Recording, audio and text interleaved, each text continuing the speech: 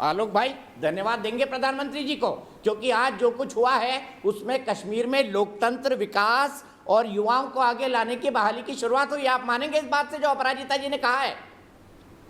मुझे लगता है 2-4 चीजें और भी जोड़ देते तो अच्छा था। जोड़ने में क्या जा रहा है? यही मीटिंग 3 साल पहले होती तो शायद और ज्यादा अच्छा रहता, लोकतंत्र और मजबूत होता। शायद और एमएलएस को भी पहले इन्वॉल्व कर किया जाता तो और ज्यादा अच्छा रहता। और सुशील पंडित भाई कह रहे हैं और इनका ट्वीट भी देखा, कश्मीरी पंडितों को भी आज जोड़ लेते तो शायद और अच्छा रहता। अच्छे रहने की तो बहुत सारी गुंजाइश है और बहुत अच्छा रहना चाहिए, लेकिन उसके बावजूद देश के प्रधानमंत्री हैं, उन्होंने किसी भी समय पर चाहे देर पहल की हो, मैं कहता हूँ कि स्वागत करना चाहिए और स्वागत कर रहे हैं। अब बात आती है कि अभी तक क्या हुआ और कैसे होगा। उन्होंने कहा 35A जो है वो अब इतिहास हो गया है। न्यूज़ नेशन पर मैं प्रश्न देख रहा था। 35A और 370 से रिलेटेड जितने केसेस सुप्रीम कोर्ट में थे कि इनको हटा देना चाहिए, वो आज तक स्टैंड करते हैं। कोई भी केस नहीं हटा है।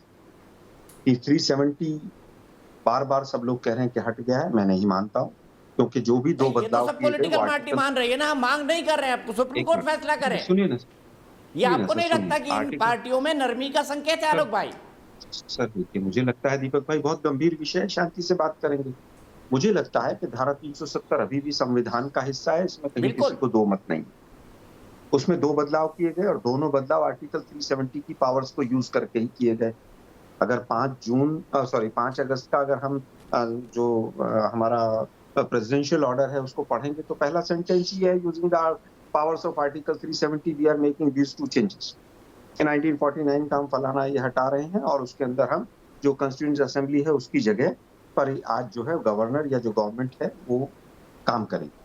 उसके बाद हमने तो बहुत सुना था कि भई वहाँ से बहुएँ आएँगी और ज़मीन भी खरीदेंगे और दीपक चौरसिया भाई भी वहाँ एक स्टूडियो बनाएँगे। बहुत चीज़ सुना था हमने वहाँ पर और उस पर सब पर सुशील पंडित भाई डिटेल में बताएँगे।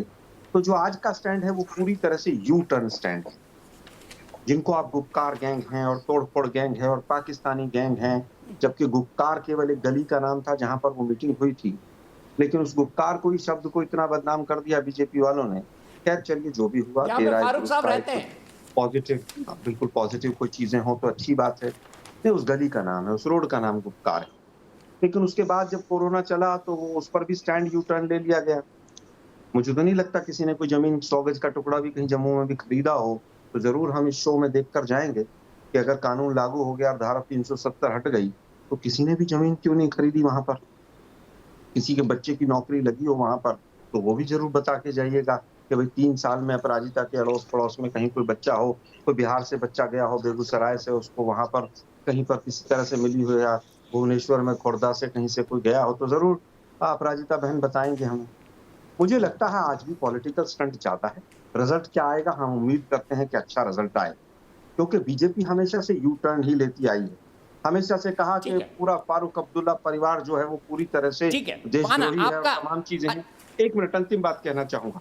अटल बिहारी वाजपेयी जी की सरकार आई, ये लोग श्यामा प्रसाद मुखर्जी से ठीक है। लेकर यहाँ तक पूरे अब्दुल्ला परिवार से लड़ते रहे और फिर बाप-बेटे दोनों केंद्र में मंत्री बना दिए इन्होंने। सो वो जो माँ और बेटे थे और बेटी और बाप वो दोनों देशद्रोही थे, फिर सरकार चलाई और सरकार में कॉमन मिनिमम प्रोग्राम में धारा 370 की रक्षा करेंगे और अलगाववादी जो हैं वो एजेंडे में रहेंगे और जो तमाम लोग थे 10,000 पत्थरबाज वो सब छोड़ेंगे हम।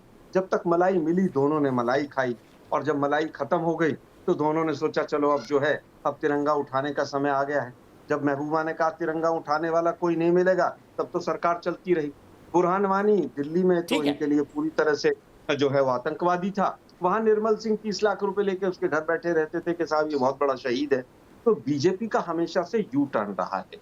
आज महबूबा मुफ्ती कहे कि पाकिस्तान से बातचीत होनी चाहिए तो सबसे बड़ी यू टर्न रहा देशद्रोही है। हैं वो। ठीक है, लेकिन यहीं से शुरू मोदी करते हैं साहब अगर वहाँ अपराजिता पर जी से। जाकर अच्छी बहस बिरयानी खोली खाए आलोक हैं, भाई आपने, तो वो सबसे बड़े देशभक्त अच्छी बहस खोली है।